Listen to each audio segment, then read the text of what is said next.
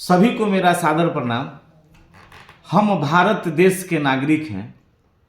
भारत कृषि प्रधान देश है। यहाँ की 70% आबादी कृषि पर निर्भर है और एक देश एक संविधान है। भारत देश की आत्मा हमारे संविधान में बसती है। जब एक देश एक संविधान है तो एक देश एक कानून क्यों नहीं। भारत में निजी विद्यालय अनेक बहुसंख्यक संचालित होते हैं। एक तरफ निजी विद्यालय में 25% आरटीई के तहत सामान्य तबका से नीचे के बच्चे, गरीब बच्चों का नामांकन होता है, और दूसरी तरफ निजी विद्यालय जैसे मिशनरी संस्थानों में गरीब बच्चों का नामांकन नहीं होता है। आखिर ऐसा क्यों? हमारे देश में ईसाई समुदाय से बहुत सारे स्वतंत्रता सेनानी आते हैं, जैसे बिरसा मुंडा, कानू मुर्मू, जॉर्ज जोसेफ जैसे स्वतंत्रता सेनानी का नाम शामिल है।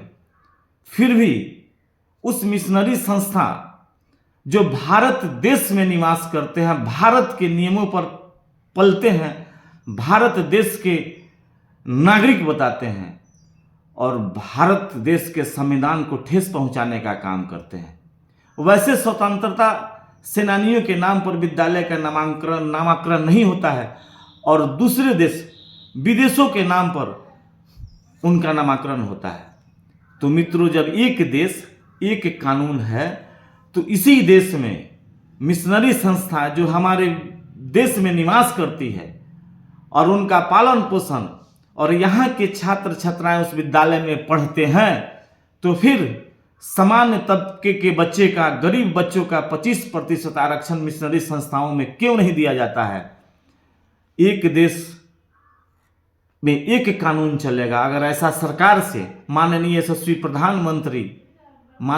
प्रधानमंत्री हम नरेंद्र मोदी जी से अनुरोध करते हैं कि मिशनरी संस्थानों को भी आरटीई के तहत उन्हें लागू किया जाए और गरीब बच्चों का नामांकन उस विद्यालय में कराया जाए, ताकि वे कहते हैं कि हम सरकारी विद्यालय आरटीई के तहत उनको छूट मिलता है कि हमको सरकारी जमीन का उपभोग नहीं करते हैं, टैक्स का छूट नहीं करते हैं।